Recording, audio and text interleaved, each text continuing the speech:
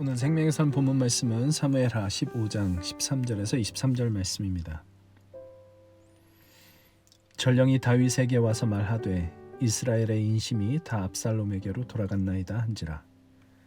다윗이 예루살렘에 함께 있는 그의 모든 신하들에게 이르되 일어나 도망하자. 그렇지 아니하면 우리 중 한 사람도 압살롬에게서 피하지 못하리라. 빨리 가자. 두렵건대 그가 우리를 급히 따라와 우리를 해하고 칼날로 성읍을 칠까 하노라. 왕의 신하들이 왕께 아뢰되 우리 주 왕께서 하고자 하시는 대로 우리가 행하리이다. 보소서 당신의 종들이니이다 하더라. 왕이 나갈 때에 그의 가족을 다 따르게 하고 후궁 10명을 왕이 남겨두어 왕궁을 지키게 하니라. 왕이 나가매 모든 백성이 다 따라서 벳메르하게 이르러 멈추어 서니 그의 모든 신하들이 그의 곁으로 지나가고 모든 그렛 사람과 모든 블렛 사람과 및 왕을 따라 가드에서 온 모든 가드 사람 600명이 왕 앞으로 행진하니라. 그때에 왕이 가드 사람 이때에게 이르되 어찌하여 너도 우리와 함께 가느냐? 너는 쫓겨난 나그네이니 돌아가서 왕과 함께 네 곳에 있으라. 너는 어제 왔고 나는 정처 없이 가니 오늘 어찌 너를 우리와 함께 떠돌아다니게 하리요? 너도 돌아가고 내 동포들도 데려가라. 은혜와 진리가 너와 함께 있기를 원하노라 하니라. 이때가 왕께 대답하여 이르되 여호와의 살아계심과 내 주 왕의 살아계심으로 맹세하옵나니 진실로 내 주 왕께서 어느 곳에 계시든지 사나 죽으나 종도 그곳에 있겠나이다 하니 다윗이 이때에게 이르되 앞서 건너가라 하매 가드 사람 이때와 그의 수행자들과 그와 함께한 아이들이 다 건너가고 온 땅 사람이 큰 소리로 울며 모든 백성이 앞서 건너가매 왕도 기드론 시내를 건너가니 건너간 모든 백성이 광야길로 향하니라. 다윗의 아들 압살롬이 다윗을 반역했고 이스라엘의 인심이 다 압살롬에게로 돌아갔다는 소식이 들려옵니다. 아들에게 반역을 당한 다윗은 그야말로 마음이 무너지고 정신이 없었을 것입니다. 이 일에 대해 우리는 자업자득이었다라고 생각할지 모릅니다. 암논이 다말을 욕보였을 때 암논에 대한 바른 처분을 내렸다면 압살롬이 암논을 살해하는 일은 일어나지 않았을 것이고 압살롬이 암논을 살해했을 때라도 바른 처분을 내렸다면 압살롬이 다윗을 반역하게 되는 지경까지는 오지 않았을 거라. 이 모든 일들은 다윗이 처신을 잘 하지 못해 일어난 일이며 그러니 이 다윗과 압살롬의 이야기에서 우리도 하나님께 지혜를 구하며 처신을 잘 해야 한다라는 교훈을 얻어야 한다. 그렇게 생각할지도 모르겠습니다. 그렇다면 우리가 모든 일에 처신을 잘하면 우리의 삶에는 아무 문제도 일어나지 않을까? 우리 삶에 생기는 모든 문제들은 우리가 처신을 잘 못해서 일어나는 일일까? 그런 생각이 듭니다. 때로는 우리의 잘못된 선택과 행동으로 우리에게 닥쳐오는 문제들도 있지만 그러나 우리의 삶은 그렇게 간단하지 않습니다. 처신을 잘 한다고 모든 문제가 해결되는 것은 아니며 예수를 잘 믿는다고 해서 삶의 괴로운 일들이 다 사라지는 것은 아니라라는 것을 우리는 다 경험하고 있습니다. 성경이 우리에게 가르치고자 하는 것이 하나님의 백성으로서 처신을 잘해야 한다라는 교훈이라면 성경에는 처신을 잘해서 형통케 된 사람들의 이야기와 처신을 잘 못해서 망한 사람들의 이야기로 가득 채우면 될 일입니다. 성경이 그런 책이라면 성경에서 훨씬 더 많은 비중을 차지하고 있는 의인이 고난당한 이야기, 그런 이야기는 필요 없을 것이고 예수 그리스도도 오실 필요가 없었을 것입니다. 그러니 다윗의 이야기는 처신을 잘했다면 그런 어려움을 겪지 않았을 텐데 그런 이야기로 봐서는 안 될 것입니다. 그보다는 예수님을 믿는 하나님의 백성의 간단치 않은 삶을 다윗의 이야기가 반영하고 있다고 보는 것이 더 옳을 것 같습니다. 곧 다윗의 이야기는 우리 인간의 죄와 하나님의 일하심이 만나는 우리의 현실에 관한 이야기인 것입니다. 다윗은 지금 정신이 없습니다.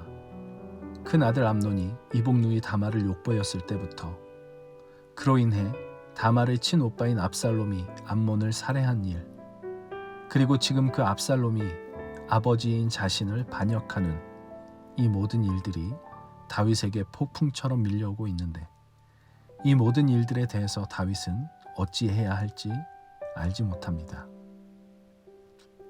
한편으로는 암논에게서 밧세바를 범한 자신의 모습을 보고 압살롬에게서 우리아를 살해한 자신의 모습을 보았기 때문일 것입니다. 자신도 똑같은 범죄자로서 암논과 압살롬을 단죄할 수 없었던 것입니다. 그리고 또 한편으로는 그는 법대로 처리할 수 없는 현실 속으로 몰려가고 있습니다. 그는 암논도 압살롬도 법대로 처리할 수가 없었습니다. 그들은 그의 아들이었기 때문입니다. 왕으로서 공정하게 법을 집행해야 했지만 아들에게만큼은 그렇게 할 수가 없었던 것입니다. 바로 이 현실, 법을 제대로 시행해야 하는 자리에 있으면서도 법대로 처리할 수 없는 이 현실 때문에 그는 갈팡질팡했고, 그것이 결국 압살롬의 반역을 초래하고 아들을 피해 도망을 쳐야 하는 정신없는 현실로 내몰리고 있는 것입니다. 다윗이 도망을 친 것은 결코 압살롬보다 군사력이 약해서는 아니었을 것입니다. 군대 장관 요압도 건재했고 수많은 외국인들이 여전히 다윗을 따르며 다윗에게 충성할 것을 맹세하고 있기 때문입니다. 실제로 나중에 일어나는 전투에서 다윗이 승리하기도 합니다. 지금 다윗이 도망치는 것은 아들에게 질까 봐서가 아니라 오히려 이길까 봐 그러는 것으로 보입니다. 반역한 아들을 향한 아버지의 절절한 사랑입니다. 생각해보면 이것이 바로 예수님의 모습이었습니다. 법대로 하자면 죽어 마땅한 죄인들에게 오셨지만 그들은 하나님 아버지께서 사랑하시는 사람들이었고, 그래서 법대로 처리하시지 않고 오히려 죄인들의 손에 붙들려 죽으신 예수님의 모습, 그 예수님의 모습을 오늘 자기를 반역한 아들 앞에서 도망쳐 나오는 다윗에게서 보는 것입니다.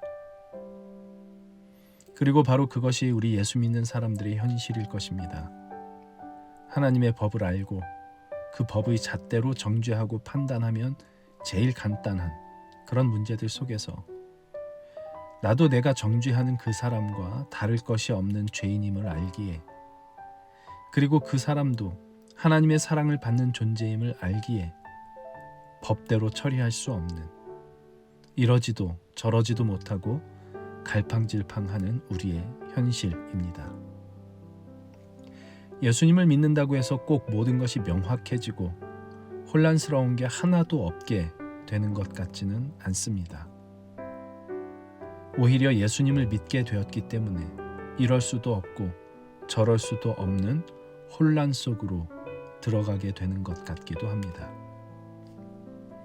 하나님의 뜻은 알았지만 그 뜻대로 따르지는 못하는 연약함과, 법으로 단죄하면 간단하게 해결될 수 있는 문제들이지만 법대로 처리하지 못하는 그런 관계 속으로 들어가게 되는 것입니다. 그래서 정신이 없습니다. 혼란스럽습니다. 갈팡질팡합니다. 지금 다윗의 모습처럼 말입니다. 그러나 지금 나오는 다윗의 이야기는 전체 스토리의 아주 작은 부분에 불과합니다. 다윗의 이야기는 그의 죽음으로도 끝나지 않습니다. 하나님께서 약속하신 다윗의 자손으로 오실 예수 그리스도에게까지 그 이야기는 이어질 것이기 때문입니다. 오늘 우리의 정신없음과 혼란함, 어찌할 바를 알지 못해 갈팡질팡하는 모습도 하나님께서 약속하시고 이루어 가시는 예수 그리스도의 나라라는 그 큰 이야기의 아주 작은 부분에 불과할 것입니다. 그리스도 예수 안에 있는 한 오늘의 혼란과 정신없음은 결국 그 나라를 이루어가는 과정이며 어떤 의미에서는 우리가 그 나라의 일부를 살고 있는 것이라 할 수 있겠습니다. 예수님을 믿기에 법대로 처리하고 법대로 판단하고 법대로 정죄할 수 없는 가족과 이웃과 만나는 모든 관계 속에서 어쩌면 그 관계 때문에 정신없을지 모를 오늘 하루를 그리스도 예수 안에서 약속된 그 나라를 바라보며 힘을 내면 좋겠습니다. 그리스도께서 우리를 위해 십자가를 지셨습니다. 하나님, 오늘 다윗에게서 예수 그리스도의 모습을 봅니다. 법보다 앞서는 그 관계 때문에 도망자가 되어야 했던 다윗, 그리고 십자가에 달리셔야 했던 예수 그리스도, 그 모습을 봅니다. 그리고 그리스도 예수에게서 우리가 가야 할 길을 또한 봅니다. 법보다 우선하는 그 관계를 그리스도 예수 안에서 누리게 하여 주옵소서. 그것 때문에 정신없고 혼란스러울 수 있는 오늘 하루를 그리스도 예수 안에서 약속된 하나님의 나라, 그 사랑의 아들의 나라를 바라보며 힘을 내어 살게 하여 주옵소서. 예수님의 이름으로 기도합니다. 아멘.